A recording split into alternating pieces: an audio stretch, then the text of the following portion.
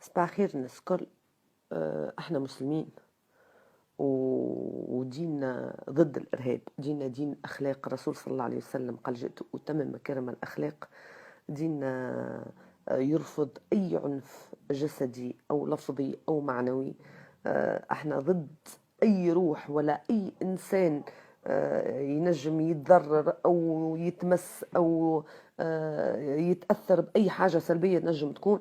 ما احنا ضد حتى دين، على خاطر الديانات مذكورة في كتابنا، وهذوك هابطين كتب منزلين من عند ربي، يعني كتب متاعنا احنا.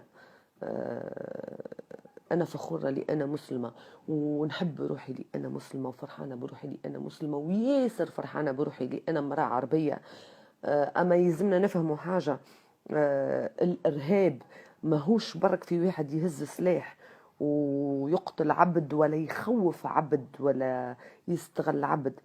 الإرهاب الإعلامي أقوى إرهاب ينجم يتخيله الإنسان. الإرهاب الإعلامي يدخل لوسط دارك، يدخل لمخك والمخ أولادك بأي طريقة تتخيلها في مخك، سواء بالديسان أنيمي متاع الأولاد الصغار، سواء حتى بيبليسيتي في التلفزيون، بغنية، باللي رومور لي زانتوكس اللي قاعدين يطلعوا فيهم كل شوية، يوصلوا لك الفكرة المخك بالصيف عليك وتتأثر بالصيف عليك. شارلي إبدو يد كبيرة من يدين الإرهاب. أنا نتأسف وقلبي يوجعني على الناس اللي ماتوا وهما زادة دواعش الغرب.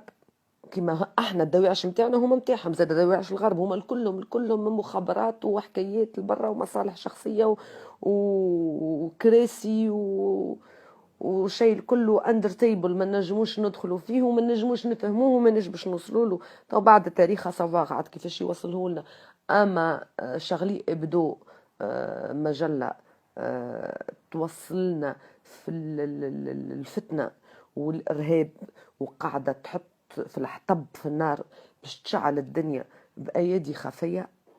ماناش بهايم وماناش أولاد صغار، وكما قلبنا يوجعنا على الناس اللي ماتوا، خاطر كلهم كيف الكلنا ديزيترومان، قلبنا يوجعنا على رواحنا زادا وعلى مستقبلنا وعلى الموتى اللي عندنا، وربي يرحمنا برحمته. و je ne suis pas Charlie ou je ne veux pas être Charlie.